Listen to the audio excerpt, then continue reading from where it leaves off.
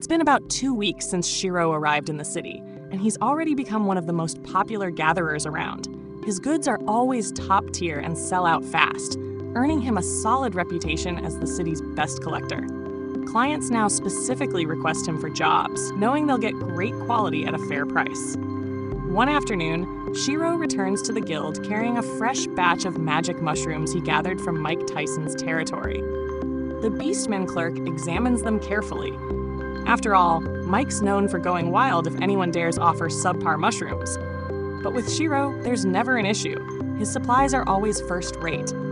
Before the clerk can even pay him, Arya bursts into the room holding a stack of new requests. She explains that many of these quests are from people asking for Shirou by name. Seeing the mountain of papers in her hands, Shirou laughs and says there's no way he can handle them all at once. He ends up taking half and tells Arya to keep the rest for later. After a long day, Shirou decides to unwind at the bathhouse. The warm water melts away his fatigue, and he lets out a sigh of satisfaction as the heat wraps around him like a gentle embrace. Even Bee splashes around happily, enjoying the rare moment of peace.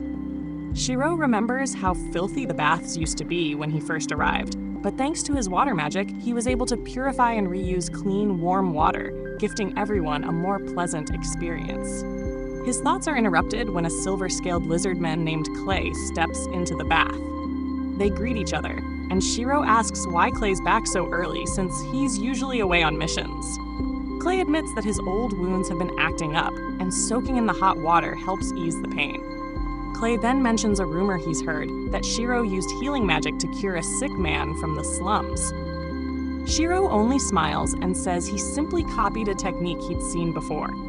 Klay, knowing Shirou's nature, assumes he didn't charge the poor man. He remarks that Shirou could make a fortune using his healing skills, since healers are always in demand.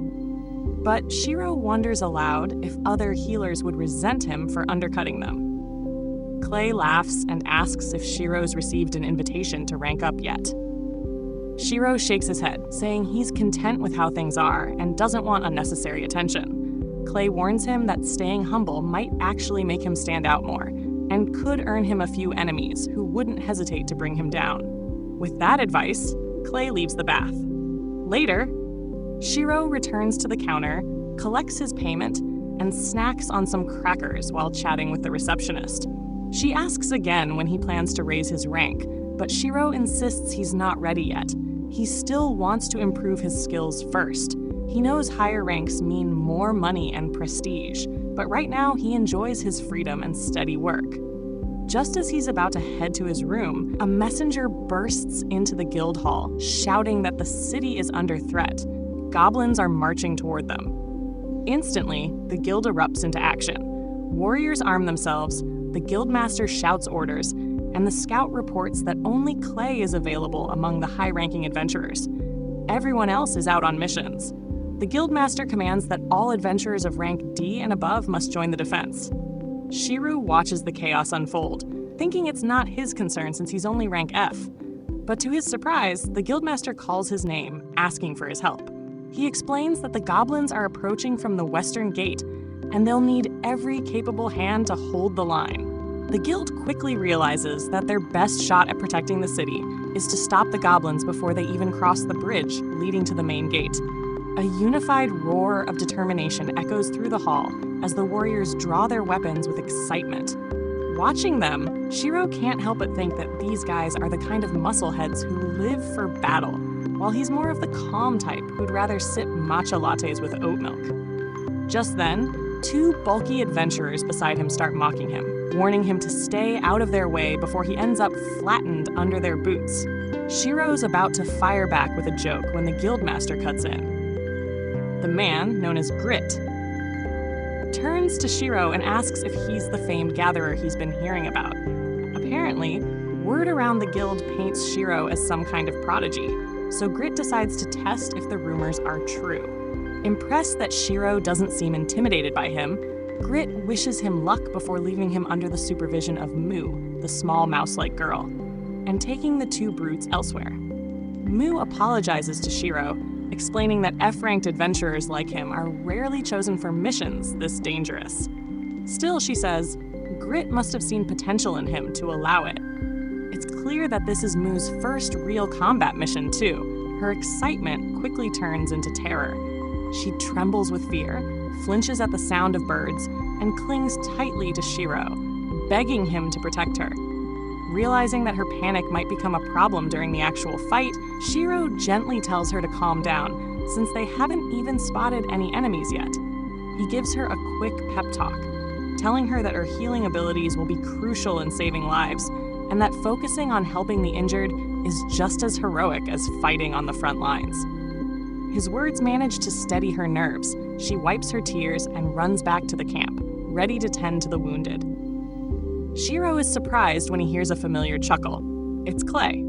Shirou hadn't expected to see him here and immediately asks why he isn't fighting at the front lines, given that he's one of the guild's strongest warriors. Klay explains that his old wounds have been acting up again, and he's trying not to push himself too hard. Without needing much context, Shirou instantly identifies where the injury is.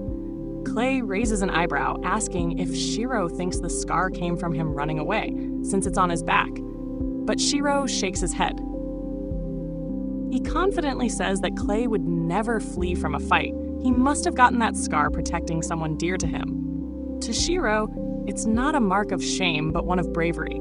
Proof that Klay risked his life for another and still returned to battle, ready to save more people. Before Klay can respond, he spots a cloud of dust rising in the distance, and his expression darkens. The formation must have failed. The goblins have broken through. Grabbing his spear, Klay prepares to charge. Shirou urges him to rest and not worsen his wounds, but Klay just smiles and says he has new friends to protect. Then, without hesitation, he runs toward the enemy. With a sigh, Shirou decides he can't stay behind either. Drawing his magic staff, he casts a protective barrier around the medical tents to shield the injured. Then, using his enhanced speed, he dashes to the front lines. When he arrives, chaos greets him. The adventurers are struggling, barely holding their ground.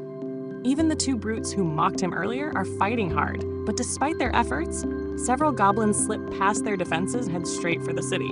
Shirou isn't about to let any of the goblins slip past him. Channeling his magic, he hardens his body and launches forward, landing a powerful punch that sends one goblin flying. However, he quickly notices that these creatures are tougher than the ones he's fought before. Realizing he needs some backup, he calls out to Bee. Bee leaps off his shoulder and darts into action, striking down the nearby goblins with lightning speed until the entire area is cleared. The surrounding adventurers breathe a sigh of relief and thank Shirou for turning the tide of battle. Just as they think things are stabilizing, a goblin sergeant, a higher-ranked and far more dangerous enemy, emerges and crushes the front line in a single strike. Thanks to Klay's quick thinking, the group manages to retreat and regroup, but Shirou senses that his friend might be in trouble. Without hesitation, he races into the forest and finds Klay locked in a fierce fight, slashing through goblins left and right. But then, Klay suddenly falters. His old scars flare up in agony, forcing him to his knees. Seizing the opportunity, several goblins move in for the kill. Shirou reacts instantly, unleashing a burst of energy that shocks the enemies and saves Klay just in time. Before they can recover, an enormous hobgoblin appears, lunging straight at them. The two barely dodge the attack but find themselves surrounded once again. Klay tells Shirou to flee while he holds the monsters off, but Shirou refuses. Instead, he decides to try something different. Bee sends out a wave of electricity that stuns the goblins, buying Shirou enough time to pull out a vial of special water he collected earlier from the mana-rich cave. He splashes it over Klay and chants a powerful healing spell. The results are beyond anything Shirou expected. Not only does the magic heal Klay's wounds completely, but it triggers a transformation. Klay's body changes, scales glow, and he roars as he assumes a half-dragon form, a true kaiju-like presence.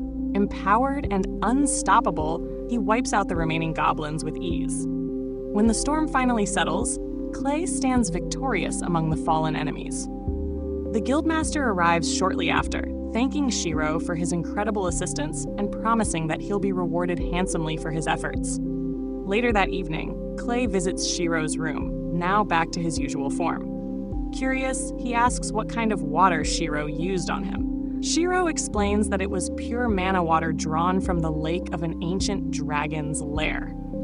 Klay is stunned. He mentions that his ancestors were once dragons themselves, though their bloodline has long since weakened.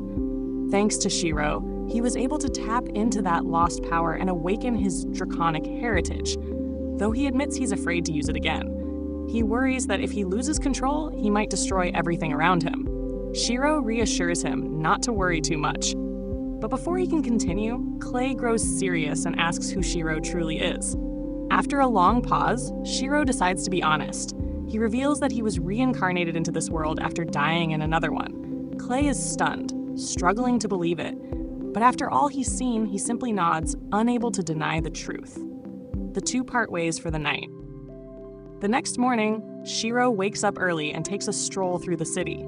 While exploring, he spots a shop displaying a variety of rare goods and weapons. As he peers through the window, the shopkeeper comes out to open the doors and asks if he's interested in buying any artifacts or weaponry. And that's where this episode comes to an end. If you enjoyed the story, don't forget to hit the like button, subscribe to the channel, and stay tuned for the next adventure.